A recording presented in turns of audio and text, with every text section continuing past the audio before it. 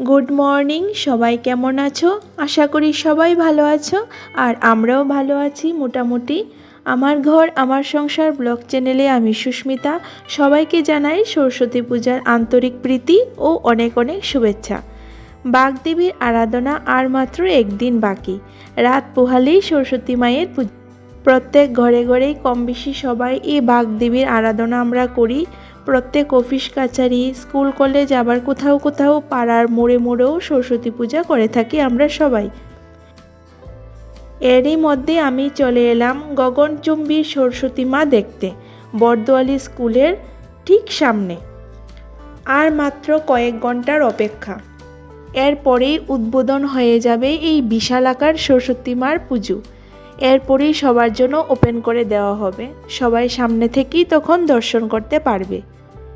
এখানে মেলা চলে 4 থেকে 5 দিন, আর মেলার জন্য স্টল বানানোও মোটামুটি কমপ্লিট।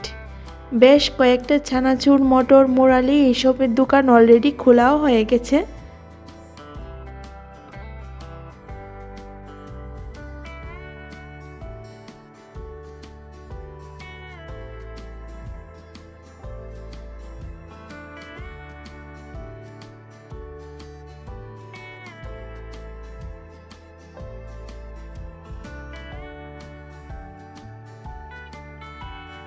এখন শুধু ফাইনাল লুকটা দেখার পালা। আর বাচ্চাদের জন্য বসে গেল নাগরদোলাও। আমার মেয়েটা তো এই নাগরদোলা দেখলে আমাকে পাগল করেই ছাড়বে।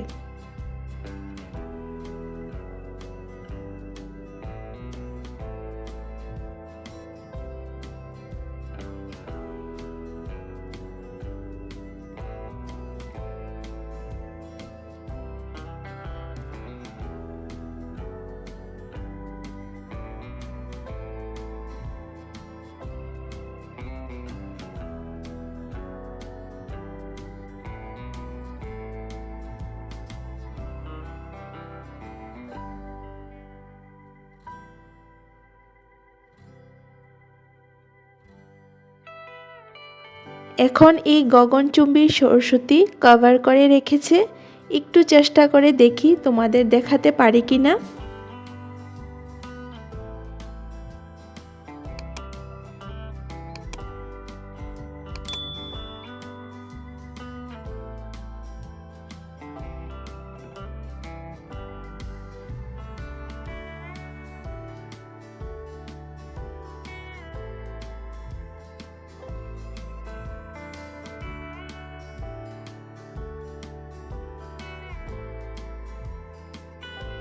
এই দেখো, অনেক বড়।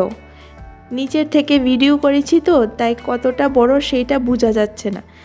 কভারটা ওপেন করে দিলে তখন দেখাতে পারতাম কতটা বড়।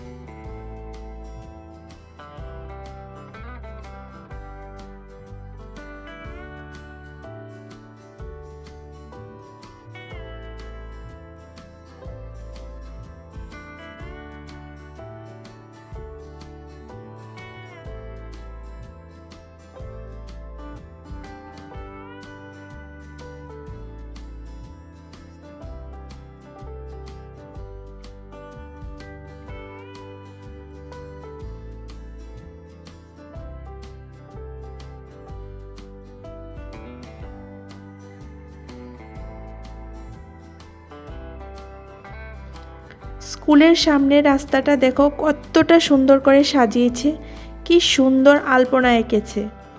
আমার কাছে তো খুবই ভালো লেগেছে। তোমাদের কেমন লাগলো নিশ্চয়ই জানাবে। আর দেখো ওয়ার্ড নাম্বার 40 কত বড় করে ডিসপ্লেও বানিয়েছে, মানে ওয়ার্ড নাম্বার 40-এ পুজোটা হচ্ছে।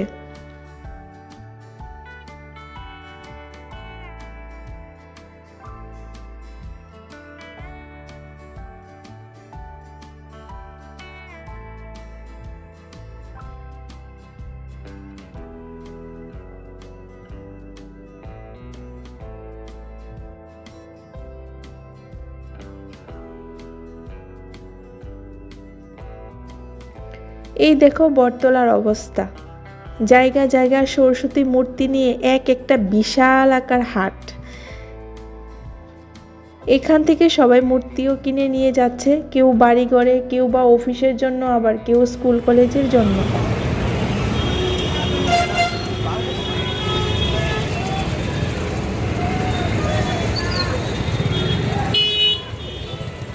কোন মূর্তিটি লইতাম?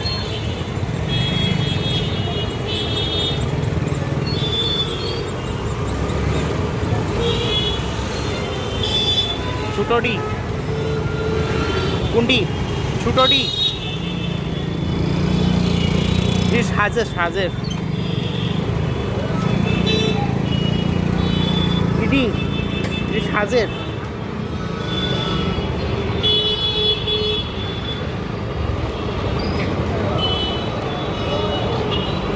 হাজারটি কত? এটি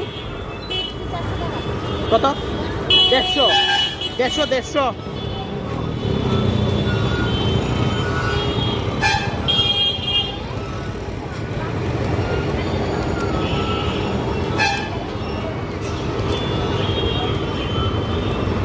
আচ্ছা দেখা লই।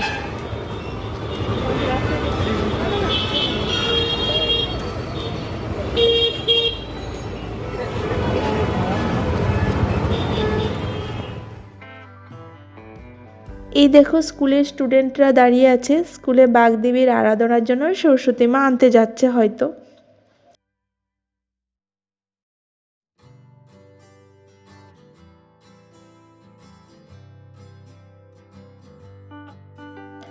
আর দেখো কেউ হয়তো বাড়িতে নিয়ে যাওয়ার জন্য সরস্বতী ঠাকুর গাড়িতে তুলছে। তো এইবার আমি ঘরে সরস্বতী পূজা করছি না, কারণ তোমাদেরকে তো আগেই বলেছি আগের ব্লগে মোনায়ের শরীরটা খুব খারাপ যাচ্ছে, ওকে যে কেউ একজন রাখবে তেমন কেউ নেই ঘরে, আর ওর বাবারও ডিউটি আছে, তাই এইবার থাক, আগামীতে ট্রাই করব যদি সব ঠিকঠাক থাকে তাহলে। একটা পুজো দিতে তো তোমরা সবাই বুঝোই অনেকটা টাইম লাগে, তার মধ্যে আবার আবুটার শরীরটাও ঠিক নেই, তাই এবার নম করে রেখে দিলাম। আর মুনার স্কুলে পুজো হবে, শরীর যদি ভালো থাকে তাহলে ওই স্কুলে পুজোতেই এনজয় করে নেবে। তো আজকের ব্লগটা এই পর্যন্তই। সবাই ভালো থাকবে, সুস্থ থাকবে, সবাই সরস্বতী পূজাতে ঘোরাঘুরি করো, আনন্দ করো, এনজয় করো। আর আবারও বলবো অবশ্যই বটদোয়ালির পুজোটা এসে দেখে যাবে সবাই, আমিও যাওয়ার চেষ্টা করব। হয়তো বেশিক্ষণ থাকতে পারবো না, কিন্তু কিছুক্ষণের সময়ের জন্য আমি ওকে নিয়ে যাব, গিয়ে দেখিয়ে আসব অনেকগুলি কাছেদারের কিছু কয়েকটা পুজো দেখিয়ে নিয়ে আসব।